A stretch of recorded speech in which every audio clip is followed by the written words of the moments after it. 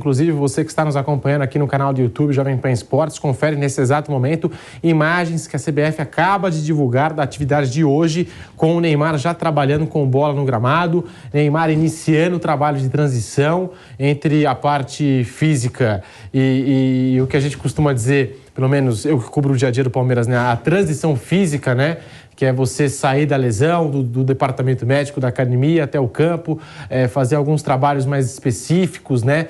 Visando esse retorno ao campo de jogo, ao gramado. Então, agora essas imagens que você está acompanhando aqui no canal do YouTube Jovem Pan Esportes são imagens de hoje, do Neymar já trabalhando com bola. E eu até falava alguns minutos atrás que a gente estava aguardando atualizações.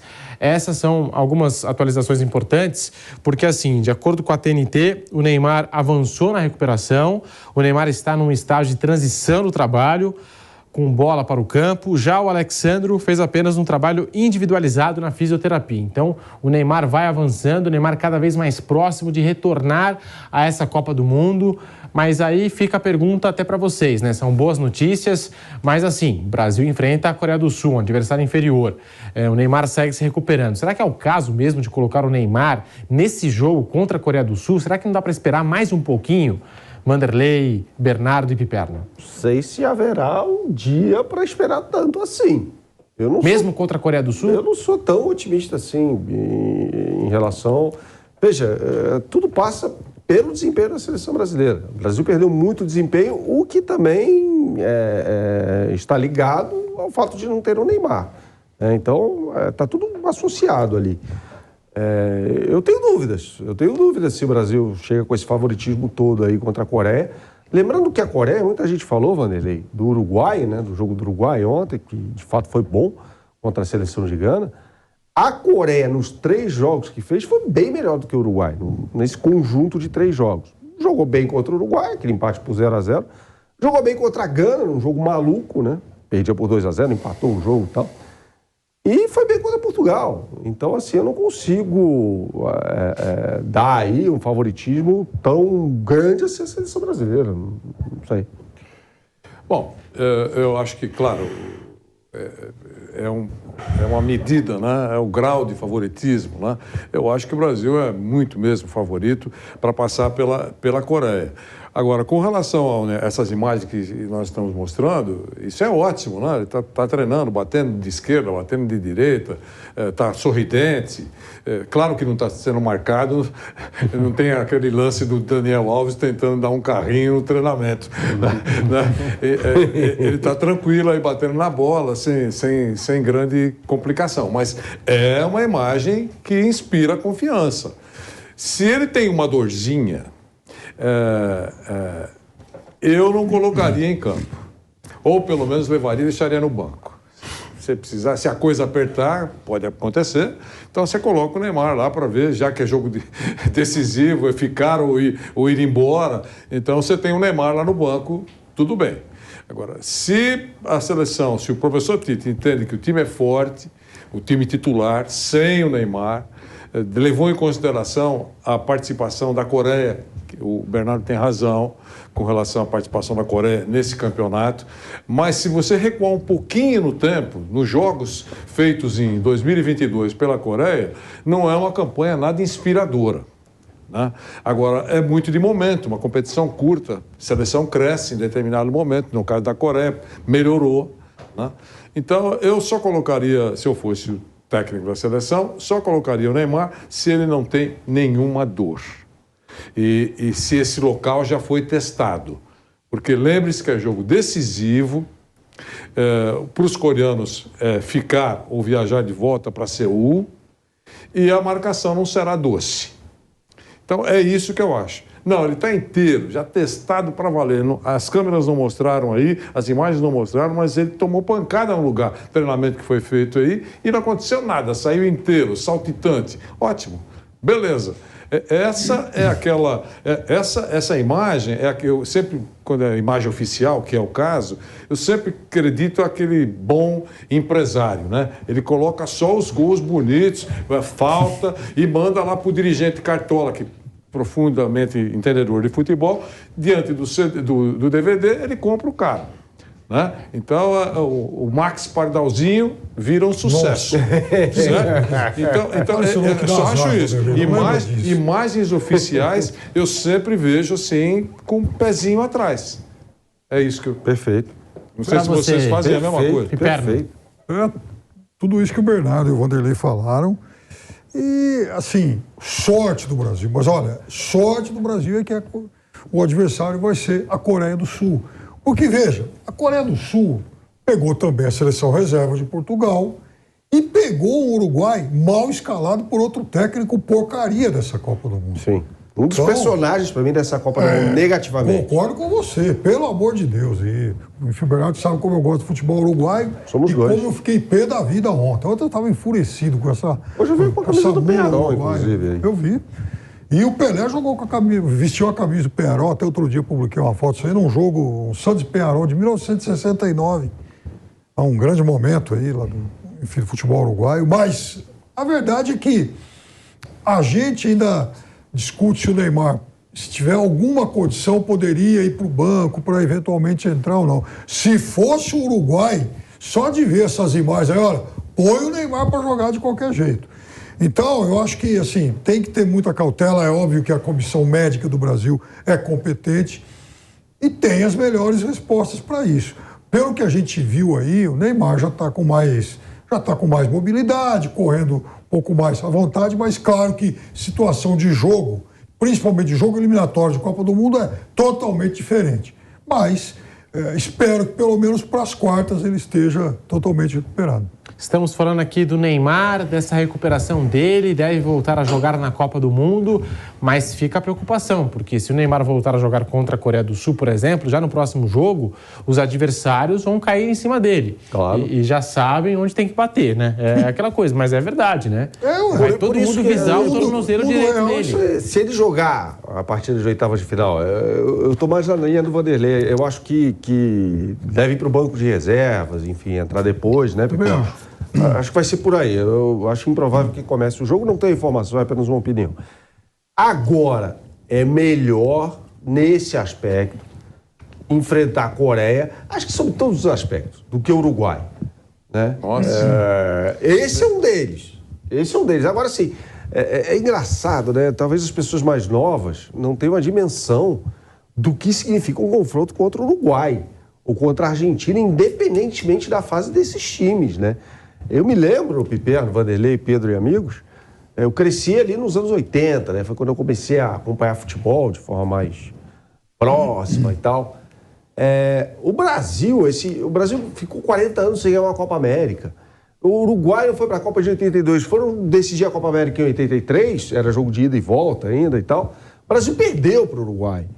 Na Libertadores, então, era Mundialito em 81. Era Mundialito em 81. Teve... Em Libertadores, então, nem se fala, né? O Peñarol, com um time pior do que o Flamengo, em 82, eliminou o Flamengo no Maracanã com o gol do Jair de falta. Era o Peñarol. Né? Assim, então, o futebol uruguaio, no jogo contra o Brasil, por exemplo, cresce. E vice-versa. O Brasil pode estar numa fase pior do que o Uruguai ou do que a Argentina. Me lembro da final da Copa América de 2007. A Argentina tinha um timaço, o Brasil tinha um time ruim, que perdeu para o México na estreia, o Uruguai nos pênaltis e tal. Foi lá, meteu 3-0 na Argentina. Então, esse tipo de jogo é completamente imprevisível. Né? E aí tem essa circunstância a mais, que é a lesão do Neymar. Imagina ele jogando contra o Uruguai, cara. Contra o Vecino lá. Então, não, pelo amor de Deus. Eu comentei aqui com o Bernardo Ramos e é verdade isso que eu falei. Né? O Neymar entrando em campo, a seleção precisa ter essa preocupação, porque os caras vão chegar no Neymar, os caras vão chegar juntos, os caras vão querer bater nele, ainda mais no lugar da lesão. Eu vejo assim, dessa forma, o Brasil que hoje está confirmando, para você que está chegando agora, o Brasil que não tem a Alex Telles, não tem mais Gabriel Jesus, os dois estão fora desta Copa do Mundo do Catar, mas a seleção precisa sim ter essa preocupação com o Neymar, Vanderlei e Piperno. Sem dúvida. Essa é uma preocupação muito acentuada do Tite. O Tite sabe que, para quem não precisa gostar do Neymar, a seleção brasileira é Neymar mais 10. Ele sofreu uma contusão, você não pode jogar com 10, né? Mas ele tem que estar preocupado mesmo com a sua pedra preciosa. Não é exagero o que eu estou dizendo. É o principal jogador. A Argentina começa. Sem dúvida, sem dúvida. Entendeu? Não é exagero. Mas está passando, levantando a bola demais do Neymar. Não é verdade isso. Eu estou sendo realista. O Brasil precisa do Neymar. Você não gosta dele porque ele faz isso, faz aquilo, você acha que ele é arrogante, ou você é apaixonado por ele. Essa é uma outra conversa. Ele jogando bola é muito importante para a seleção brasileira. Ele chama 2, 3 na marcação, abre espaço para os demais, facilita a vida de todo mundo, está jogando diferente, está colocando bola para o nego fazer gol. E em alguns momentos, se eu vou usar aquela brincadeirinha que eu fiz com o Piperno, ele também sofre, porque dá bola e coloca uma bola para fora do estádio. Então, é muito importante. Eu acho que se o Tite está... Não é, mas trata como se fosse um bibelô. Não, não é. Ele está tratando com muita atenção aquele jogador mais importante para o Brasil chegar mais forte para disputar um título mundial, se acontecer o prosseguimento do Brasil. Eu queria pegar carona no que o Piperno falou no início do programa sobre a seleção da Holanda. A gente fala muito, e tem que falar sobre isso, claro, da falta de qualidade, né, técnica dos laterais na comparação com o histórico da seleção brasileira. Né? Se a gente for voltar lá em 1954, quando o Brasil começa a jogar com linha de 4 defensiva, até os dias atuais. É a pior safra de laterais que o Brasil teve. Mas a gente tem que falar também sobre o problema nessa posição no futebol brasileiro. O Neymar, nessa função, né? A gente falava ponta de lança anteriormente, vou chamar de 10 aqui para facilitar a compreensão. Foi uma, entre aspas, criação do Thomas Tuchel, né? No Paris Saint-Germain, aquele Paris Saint-Germain que até chega ali à final da UEFA Champions League, tal, jogando com o Mbappé como jogador mais forte pelo lado esquerdo, como vem jogando na seleção da França, nessa versão aqui do time do técnico Didier Deschamps. O Neymar sendo ali o cara para articular as jogadas e tal. E aí o Tite, sabiamente, bebe nessa fonte e passa a utilizar o Neymar nessa função. Se não tem o Neymar, quem seria o, entre aspas, camisa 10 da seleção brasileira numa Copa do Mundo? Acho que o cara que ele procurou foi o Felipe Coutinho, que não atende a essa demanda. Não vinha bem e tal. Everton Ribeiro? Eu acho, Bernardo... Convenhamos que temos um problema nessa posição. Eu tenho uma suspeita, quer dizer, se o Neymar não tivesse sido em algum momento adaptado a essa função lá na França ainda, o Tite ia quebrar a cabeça para arrumar uma vaga para o Vinícius Júnior. O que seria, né, quase que um crime contra o futebol brasileiro, porque o Vinícius tem que ser titular, indiscutível. E aí, como o Neymar era um atacante que atuava mais por aquele lado, eu temo que talvez tivesse sobrado para o Vinícius Júnior. Então, e aí o Brasil ia tentar garimpar um outro jogador para essa função. O Firmino, talvez? Não sei. Aí os astros conspiraram a favor, né? Muito. Claro. Muito. Claro. E aí o Tite soube observar isso, falou, peraí, não vou ter a minha convicção aqui de que o Neymar seja um ponta esquerda, né? Um jogador que pode ser aproveitado nessa função e foi aproveitado com sucesso no futebol europeu e serve. Agora, pegando o histórico, a gente fala, repito aqui sobre a questão dos laterais, pegar o histórico de camisa 10 da seleção brasileira, cara. E se não tem o Neymar nessa função, suponhamos que ad eternum ele fosse um ponto esquerdo ali, quem seria esse cara? Não tem. Não tem. Para ser titular de seleção brasileira em Copa do Mundo, não tem. Gente, falando aqui da ausência do Alex Telles, como eu disse, né? Dos 4 laterais que o Tite convocou, 3 estão no departamento médico, um já é certeza não volta mais, que é o Alex Telles. Eu vou colocar nessa roda o nosso Pilhado, tá entrando agora nesse bate-pronto especial Copa do Mundo. Pilhado, Gabriel Jesus e Alex Telles estão fora da Copa. Como é que você recebeu essa notícia? E falando aqui também da convocação, será que o Tite não errou na convocação? Porque convocou muitos atacantes e poucos defensores. Pilhado. Olá, Pedro. Olá, amigos da Jovem Pan, todos meus companheiros aí da mesa. Bom, falando sobre a convocação do Tite, a gente percebe que tiveram alguns erros, né, na convocação do Tite. O próprio Mauro César, ele chegou a questionar muito no momento da convocação o fato de terem tantos atacantes e não terem muitos defensores.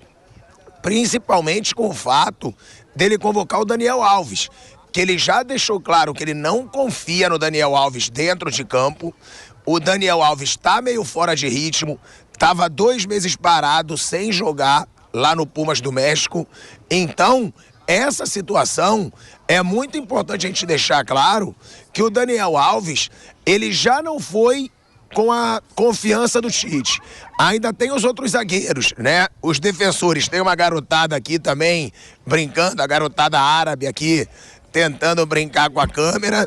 Agora, a situação... Ó, ela tirou meu retorno aqui, ô João. Mexe aqui. A situação é que o Neymar...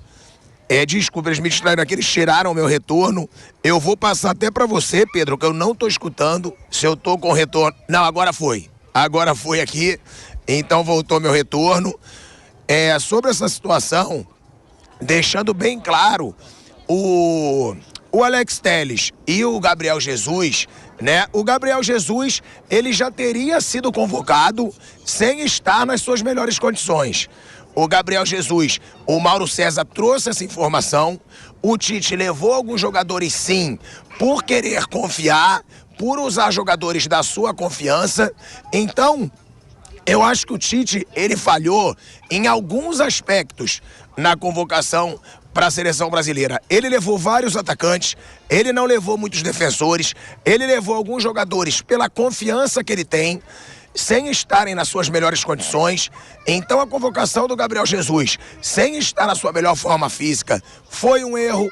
A convocação do Daniel Alves, ele provou que foi um erro, porque ele não confia no Daniel Alves, ele não botou o Daniel Alves para jogar contra a Suíça. Então, tem alguns aspectos aí questionáveis. Acho sim que o Brasil é favorito, acho sim que o Brasil, mesmo com a derrota para Camarões, ainda está ali entre os mais cotados ao título mundial, mas o Tite, sim, mostrou algumas falhas, inclusive depois dos erros que ele cometeu na Copa do Mundo de 2018. Eu só acho muito errado a gente ver pessoas comemorando o corte do Gabriel Jesus, né? A gente viu na internet, tem muita gente baixa no Brasil, na internet tem muita gente suja. Não é porque o cara não fez gols nos últimos 14 jogos, porque ele não foi bem na última Copa do Mundo, que você tem que comemorar o corte de um jogador. Como disse o Vampeta, isso é um sonho para qualquer jogador da seleção brasileira, do futebol brasileiro, jogar pela seleção, disputar uma Copa do Mundo pela seleção. Então, a partir do momento que você comemora a lesão de um atleta que está realizando um sonho numa Copa do Mundo, aí você é um idiota, aí você é um imbecil, porque, na minha opinião, você não pode torcer contra um jogador, por pior que ele esteja jogando no momento. Eu lamento muito esse corte do Gabriel Jesus, do Alex Telles, porque a própria esposa dele, né, que tá grávida, teve aí uma postagem dela chorando, e a gente deseja melhoras para eles, mas que nuvem negra também, hein? Olha só, na primeira fase, Alexandro, Danilo, Neymar, Gabriel Jesus e Alex Telles. São 5 lesões na seleção brasileira.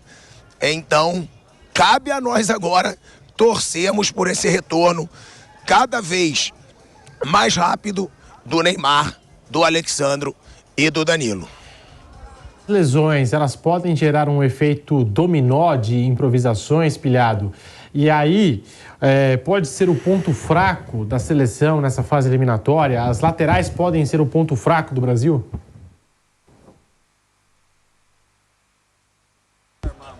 Ô Pedro, com certeza as laterais já eram os pontos fracos do Brasil, né?